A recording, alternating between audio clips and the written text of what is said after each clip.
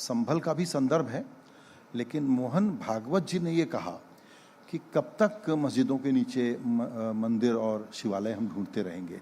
इस पर मैं आपकी व्याख्या और आपका अप्रोच जानना चाहता हूं। देखिए, संभल एक सच्चाई है।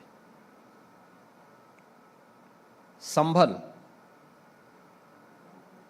श्री हरि विष्णु जी के 10वें अवतार की भूमि है। ये भारत के पुराणों में इस बात का उल्लेख पहले से है। देखिए, मैं बड़ी विनम्रता के साथ कहूंगा,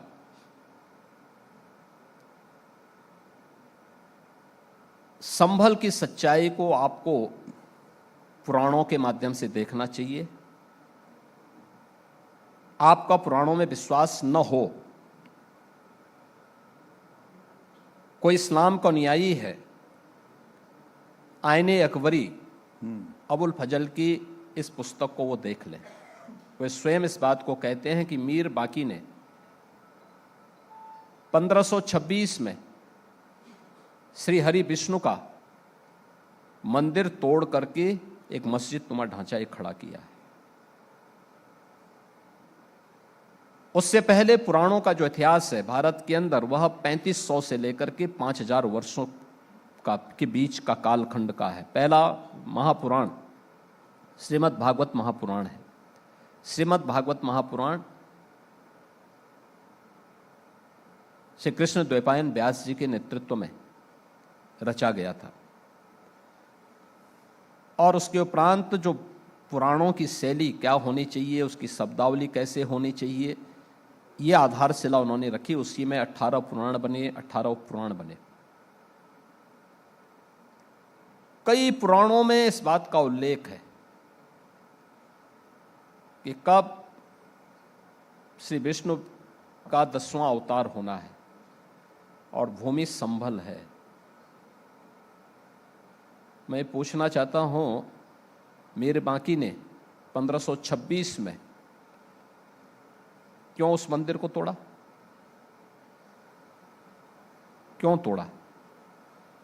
1526 में संभल में, 1528 में अयोध्या में से राम जन्मभूमि का ये एक सिलसिला था। इसका मतलब 16वीं सदी का और सबसे विख्यात मंदिरों में से एक था। लोगों की आस्था थी, लोग जाते थे वहां पर। जो पुरातात्विक अवशेष मिल रहे हैं, जो प्रमाण मिल रहे हैं, वे इस बात को प्रमाणित करते हैं कि किसी मंदिर को तोड़ करके, किसी पौराणिक स्थल को तोड़ करके सब बनाए गए हैं। मैंने 3500 से लेकर, यानी सन 2000 ईस्वी से, सन से पहले से लेकर के, और 5000 वर्षों के कालखंड की मैं चर्चा कर रहा हूं।